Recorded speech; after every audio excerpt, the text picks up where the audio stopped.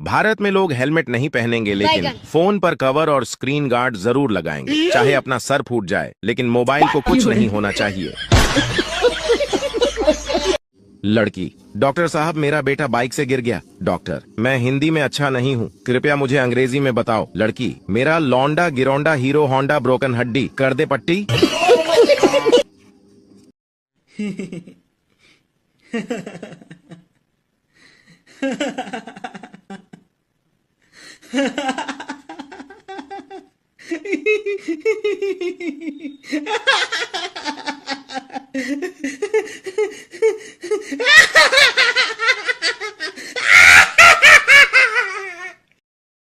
सुबह ब्रश किया तो टूथपेस्ट में लौंग थी, फिर चाय पी उसमें भी लौंग थी, दोपहर में दाल खाई उसमें भी लौंग थी, रात को बिरयानी खाई उसमें भी लौंग थी, सोने से पहले पान खाया उसमें भी लौंग थी।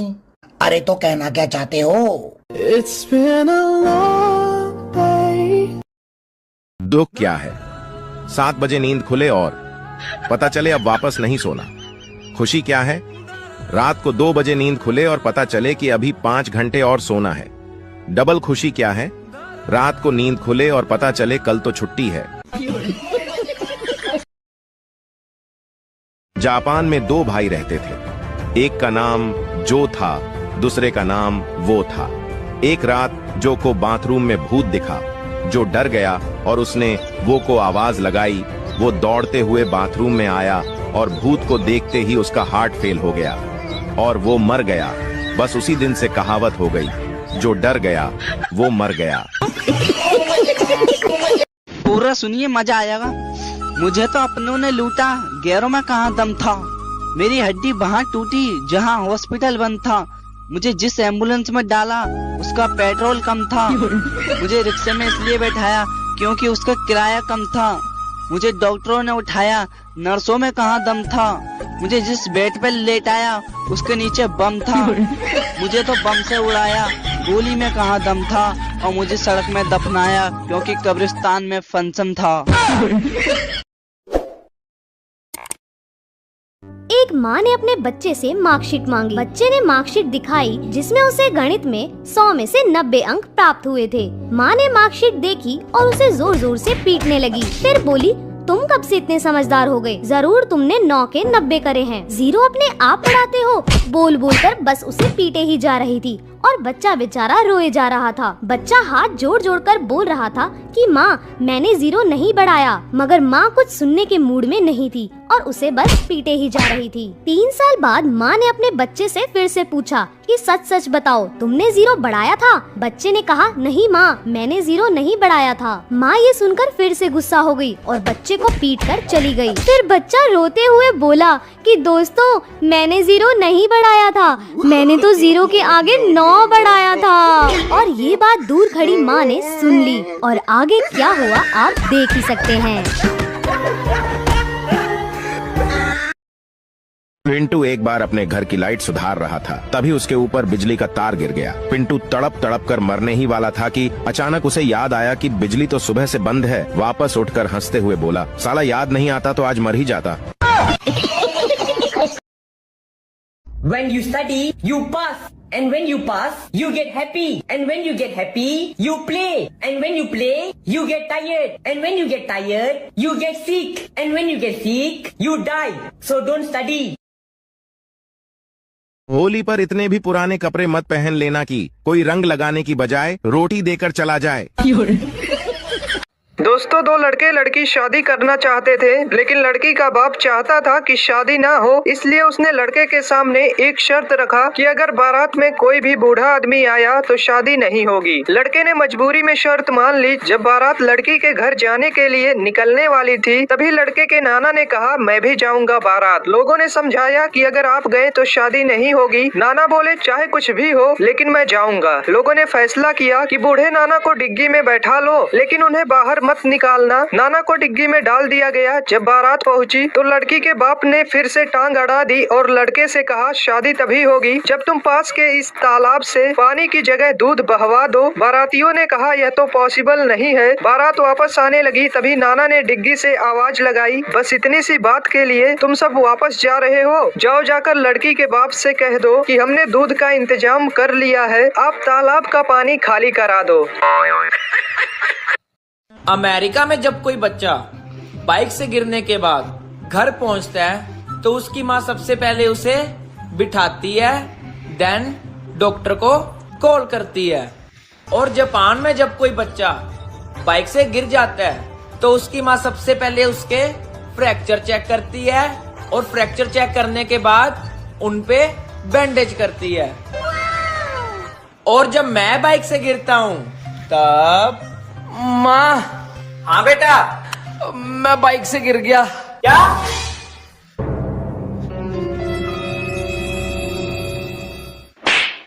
और तेज चला बाइक।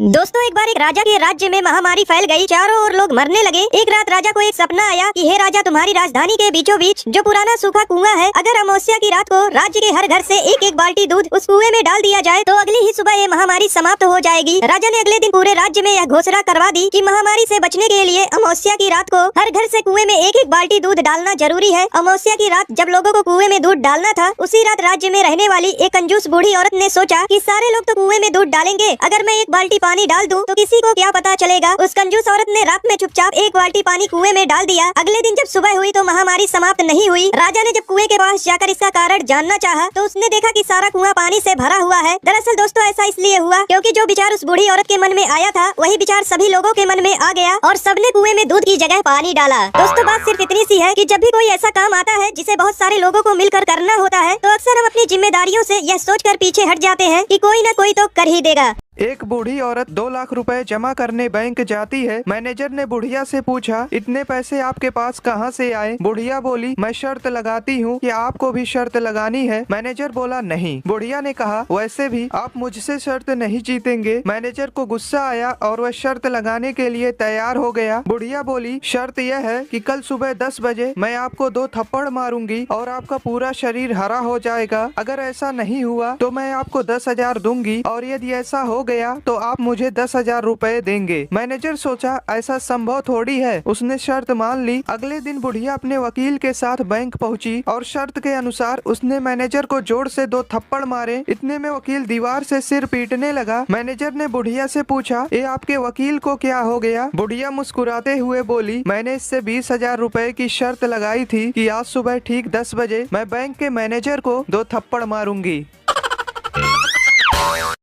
रात एक चोर एक घर में घुसा। दरवाजा खोला तो एक बूढ़ी औरत सो रही थी। खटपट की आवाज से उसकी आंखें खुल गईं। चोर घबरा गया, लेकिन बुढ़िया बोली, डरो मत बेटा, लगता है किसी मजबूरी के कारण तुम ऐसा काम कर रहे हो। कोई बात नहीं, अलमारी में एक तिजोरी है, उसमें का सारा पैसा और गहना तुम चुपचाप ले जाना, लेकिन पहले मेरे पास आकर बैठो। मैंने अभी अभी एक सपना देखा है, वह सुनकर जरा मुझे उसका मतलब तो बता दो। चोर बुढ़िया की बातों में आ गया और चुपचाप जाकर उसके पास बैठ गया। बुढ़िया ने कहा, बेटा मैंने देखा कि मैं एक जंगल में खो गई हूँ। तभी एक कौवा मेरे पास आया और उसने 3 बार जोर जोर से बोला, पिंटू पिंटू पिंटू। बस फिर सपना खत्म हो गया और मेरी आंखें खुल गईं। जरा बताओ इसका क्या मतलब हुआ? चोर सोचने लगा। इतने में बुढ़िया का बेटा पिंटू अपना नाम जोर जोर से सुनकर उठ गया और अंदर आकर चोर को जमकर पीटा। बुढ़िया बोली, बस करो, अब मत मारो। चोर बोला, नहीं नहीं, मुझे और मारो ताकि मुझे आगे से याद रहे कि मैं एक चोर हूँ, सपनों का मतलब बताने वाला नहीं। CBSE, UPSC, दिन में सोडा रात को लस्सी, ICSE, NTSE गोल करेंगे रोनाल्डो मेसी। बोर्ड एग्जाम में होने वाली है सारे बच्चों की ऐसी की तैसी। चिंता ता चिता चिता चिंता ता ता। एक अमीर लड़की को स्कूल में गरीब परिवार पर निबंध लिखने को कहा गया। जरा गौर फरमाइए लड़की ने क्या लिखा। एक गरीब परिवार था, पिता गरीब, माँ गरीब, बच्चे गरीब। परिवार में 4 नौकर थे, वो भी गरीब। स्कॉर्पियो कार थी, वो भी टूटी हुई थी। उनका गरीब ड्राइवर बच्चों को उसी टूटी कार में स्कूल छोड़ के आता था। बच्चों के पास पुराने एप्पल iPhone 8 मोबाइल थे। बच्चे हफ्ते में सिर्फ 3 बार ही ताज होटल में खाना खाते थे, बाकी दिन घर पर ही खाते थे। घर में सिर्फ 2 ही एसी थे और वो भी सेकेंड हैंड।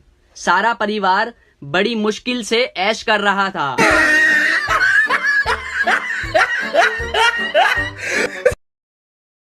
दोस्तों, एक कसाई के घर चूहा, कबूतर, मुर्गा और बकरा रहते थे। एक दिन कसाई चूहा पकड़ने के लिए एक चूहादानी ले आया। जब चूहे को यह बात पता चली तो वह भागा भागा कबूतर के पास गया और बोला, बहन मेरी मदद करो, कसाई चूहादानी लाया है, उस चूहेदानी को कहीं दूर फेंक आओ। कबूतर बोली, चूहेदानी से मुझे क्या खतरा, मैं क्यों फेंकूं? अब चूहा मुर्गे के पास गया। मुर्गा हंसकर बोला, ये तो मेरी समस्या नहीं है, तुझे खतरा है, तू जाकर फेंक। बेचारा चूहा दौड़ते हुए बकरे के पास गया। बकरा बोला, चूहेदानी में मैं थोड़ी फंसने वाला, मैं ऐसा बिल्कुल नहीं करूंगा। निराश होकर चूहा अपने बिल में चला गया। रात को अचानक खट की आवाज आई। कसाई की बीवी को लगा कि चूहा चूहेदानी में फंस गया है। वह चूहेदानी के पास जा रही थी, अचानक उसे सांप ने काट लिया। कसाई अपनी बीवी को वैद्य के पास ले गया। वैद्य बोला, इसे कबूतर का सूप पिलाओगे तो ठीक हो जाएगी। कसाई ने कबूतर का सूप बनाकर अपनी बीवी को पिला दिया। उसकी बीवी ठीक हो गई। कसाई ने अपनी बीवी के ठीक होने की खुशी में मुर्गे को काटा और खा गए। जब पड़ोसी को पता चला कि उनकी पत्नी ठीक हो गई है तो सब पार्टी मांगने घर आए और कसाई ने पार्टी में बकरा बनवा दिया। दोस्तों, यह वही कबूतर, मुर्गा और बकरा थे जो चूहे के मुसीबत के समय में उसका साथ देने के बजाय उसका मजाक उड़ा रहे थे, क्योंकि उन्हें सिर्फ यही लगता था कि यह सिर्फ चूहे की प्रॉब्लम है, न कि मेरी।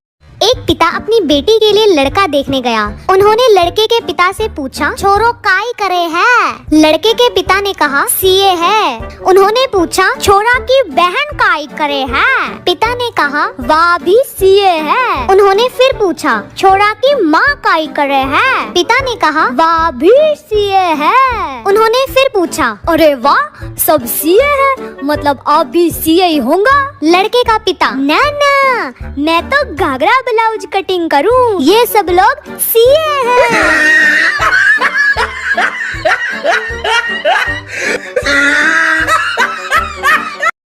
एक लड़का एग्जाम हॉल में बैठा था। पेपर बहुत टफ था। वह चीटिंग करना चाहता था लेकिन एग्जामिनर बहुत स्ट्रिक्ट था। थोड़ी देर बाद लड़के ने एग्जामिनर को अपने पास बुलाया और उसके कान में कुछ फुसफुसाया। एग्जामिनर चुपचाप जाकर चेयर पर बैठ गया और वहीं बैठा रहा। सभी छात्रों ने खूब चीटिंग की। एग्जाम खत्म हुआ तो सभी ने बाहर आकर उस लड़के से पूछा, भाई तूने एग्जामिनर को ऐसा क्या बोला कि वो चेयर से उठे ही नहीं? वह लड़का शर्माते हुए कहा, मैंने बोला था सर, पीछे से आपकी पैंट फटी है। एक तरफ पूरा प्लेबॉय समाज डरा हुआ है तो दूसरी तरफ धोखा खाया पूरा एक समाज खुशी मना रहा है। तो एक कहानी है मुजफ्फरनगर की, जब एक लड़का और एक लड़की रिलेशनशिप में आते हैं। जिंदगी में खुशी के पल पिरोकर एक दूसरे के दिन हसीन बनाते हैं। भरोसा एक ऐसी चीज है जिसका कोई सर्टिफिकेट नहीं होता, इसलिए विश्वास करके एक दूसरे को गले लगाते हैं। पर एक दिन खिड़की से एक परिंदा एक आगाज लेकर आता है जिसे पढ़कर उस लड़की का दिल एकदम टूट जाता है। खुद गर्जी की चिट्ठी पढ़ती है जिसमें लिखा होता है कि मेरे घर वालों ने मेरी शादी कहीं और तय कर दी। पर वो कहती है कि सुनो, हम मना लेंगे, तुम्हारे घर वाले ही तो है, समझा देंगे। पर लड़का कुछ बहाने बनाने के बाद साफ मना कर देता है। तो लड़की सवाल करती है, ये बात तुम्हें तब याद नहीं आई जब तुम मेरा जिस्म नोच रहे थे? तो लड़का गुस्सा होकर कह देता है कि देखो, इसमें दोनों की मंजूरी थी। पर लड़की कहती है कि मंजूरी इसलिए थी क्योंकि तुम मुझसे शादी करने वाले थे। लाखों बार ना सुनने के बाद लड़की एक प्लान बनाती है और उसे मिलने बुलाती है और दोनों मिलकर ये डिसाइड करते हैं कि एक आखिरी बार हम बिस्तर होंगे। और रूम में पहुंचने के बाद जब उनके बीच ये सब शुरू होता है तो लड़की नीचे जाकर उसका काट देती है। उसने सही किया या गलत ये कमेंट्स में जरूर बताना। बाकी भेज दो अपने सभी प्लेबॉय दोस्तों को ये भी। तुम्हें पता है एक जेंटलमैन कौन होता है? जो तुम्हारी बकवास बातें भी बड़े गौर से सुने, जो तुम्हारा रंग रूप दौलत देखकर नहीं, तुम्हारी मासूमियत देखकर तुम्हें प्यार करे, जो तुम्हारी बिना फिल्टर वाली फोटो की भी तारीफ करे और जब तुम इनसिक्योरिटीज हो तो इग्नोर नहीं क्लियर करे, जिसे तुम्हारे जिस्म से नहीं बालों से खेलना पसंद हो, जो तुम्हारी मर्जी के बगैर तुम्हें उस नज़र से देखे भी ना, भले ही तुम्हारी आंख खुली हो या बंद हो, जो तुम्हें भले ही कितना भी प्यार करता हो लेकिन अपनी माँ को हमेशा प्रायोरिटी दे, जो महंगे महंगे गिफ्ट्स भले ही ना दिलाए लेकिन तुम्हारे पीरियड्स में तुम्हें एक चॉकलेट जरूर ला कर दे, जो भले ही तुम्हारी गलतियों पे तुम्हें डांटे लेकिन दूसरों के आगे बहुत रिस्पेक्ट से बात करे, जिसके पास ऑप्शंस भले ही कितने हो लेकिन वो हमेशा सिर्फ तुम्हें ही चुने, जो तुम्हारे आगे रोने से बिल्कुल ना शर्माए और उसे देखकर जब तुम रो दो तो वो चुप हो जाए। और अगर ऐसा लड़का तुम्हें मिले तो उसका साथ कभी मत छोड़ना। भारत पाकिस्तान के बीच जो लड़ाई हुई उसमें कुछ भी अच्छा नहीं हुआ, लेकिन एक चीज जो अच्छी हुई वो ये हुई कि हमें पता चल गया हमारे देश के लिए कौन कौन वफादार है। इस 6 दिन की लड़ाई में भारत के हर नागरिक ने इंडियन आर्मी का बहुत साथ दिया, पर एक सेक्शन और था ऐसा जिसने पूरे भारतीयों का साथ दिया। वो थे हमारे इन्फ्लुएंसर्स। हाँ, इस लड़ाई में हमारी इंडियन मीडिया ने काफी झूठी खबरें फैलाई, लेकिन अगर हमारे इन्फ्लुएंसर्स नहीं होते तो हम भी पाकिस्तान की तरह झूठी बातों में उलझ कर रह जाते। लोगों ने मीडिया से ज्यादा वीडियो क्रिएटर्स की सुनी। लिटरली पाकिस्तानी एक्टर्स हारने के बाद भी विक्ट्री परेड निकाल रहे हैं, पर हमारे एक्टर्स तो सारे चुप रहे और कुछ इन्फ्लुएंसर्स भी चुप रहे ताकि उनकी ऑडियंस न चली जाए। पर जो बोले उन्होंने हमें एक हौसला दिया और ऐसे वक्त में हिंदू मुस्लिम करने से रोका। एक नया फोन लेकर उसकी अनबॉक्सिंग वीडियो बना देना, चाची को साड़ी दिला देना या फिर वीडियो कॉल पे एक दूसरे को गाली दे देना। अगर तुम्हारी नजर में कंटेंट इसे कहते हैं तो जाकर प्यार से फॉलो करो। पर चलो आओ थैंक्स बोलते हैं उन लोगों को जिन्होंने ऐसे वक्त में हमारे देश का साथ दिया। कमेंट्स में उस इन्फ्लुएंसर को, उस वीडियो क्रिएटर को टैग जरूर करना जिसने आपको सबसे ज्यादा होप, जिसकी वीडियो आपने सबसे पहले देखी और जिसने आपको सही इन्फॉर्मेशन दी। भेज दो सबको ये वीडियो। एक बच्चे का जन्म होने वाला था। जन्म से कुछ समय पहले बच्चा भगवान से बोला, हे प्रभु, मैं इतना छोटा हूँ, खुद से कुछ कर भी नहीं पाता, भला मैं पृथ्वी पर कैसे रहूंगा? मुझे कहीं नहीं जाना, मुझे अपने पास ही रहने दीजिए। भगवान बोले, हे बालक, मैंने तुम्हारे लिए एक फरिश्ता चुना है, वो तुम्हारे लिए मुस्कुराएगा भी और तुम्हारा ख्याल भी रखेगा। बच्चा बोला, जब लोग मुझसे बात करेंगे तो मैं समझूंगा कैसे? मुझे तो उनकी भाषा भी नहीं आती। भगवान बोले, तुम्हारा फरिश्ता तुमसे मधुर शब्दों में तुमसे बात करेगा, वो तुम्हें चलना, बोलना और प्रार्थना करना भी सिखाएगा और वो तुम्हें सभी बुरे लोगों से बचाएगा, भले ही उसकी जान ही क्यों न चली जाए। इस बीच पृथ्वी से किसी के कराहने की आवाज सुनाई दी। बच्चा समझ गया कि अब उसे जाना होगा। बच्चा बोला, हे ईश्वर, मेरे जाने का समय हो गया है, कृपया करके मुझे उस फरिश्ते का नाम बता दीजिए। भगवान बोले, तुम नाम जानकर क्या करोगे? बस इतना जान लो, तुम पृथ्वी पर उसे माँ कहकर बुलाओगे तो बस अपनी प्यारी माँ के लिए एक लाइक करके सब्सक्राइब कर दो।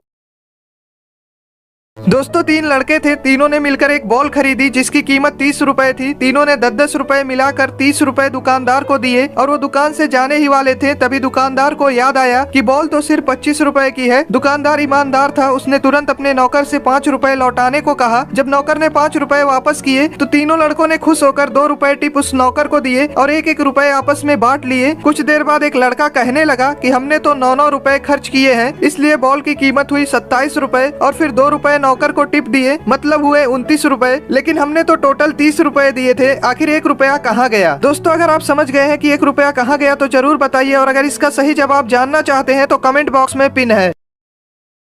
फेसबुक से थक जाते हैं तो व्हाट्सएप चले जाते हैं, जब व्हाट्सएप से थक जाते हैं तो इंस्टाग्राम पर चले जाते हैं। ओह माय गॉड, इतनी भाग दौड़ भरी जिंदगी। एक लड़की जा रही थी, उसका पेन गिर गया। एक लड़का उसका पेन उठाकर दिया और बोला, आपका नाम? लड़की बोली, पिता के पहले और माता के बाद लगाते हैं वही है मेरा नाम। आप बताओ लड़की का क्या है नाम? ये बड़ी अच्छी बात कही आप। इंग्लिश की क्लास में गोलू लेट पहुंचा। English teacher, Golu why are you so late? Golu, madam वो ना। Teacher, Golu speak in English. Golu, madam my car was फसिंग इन कीचड़, नो हिलिंग नो डुलिंग, ओनली भुर्र भुर्र करिंग। सोचा था 2 शादियां करूंगा, एक पीटेगी तो दूसरी बचाएगी। रात को सपना देखा, एक ने पकड़ रखा था, दूसरी पीट रही थी।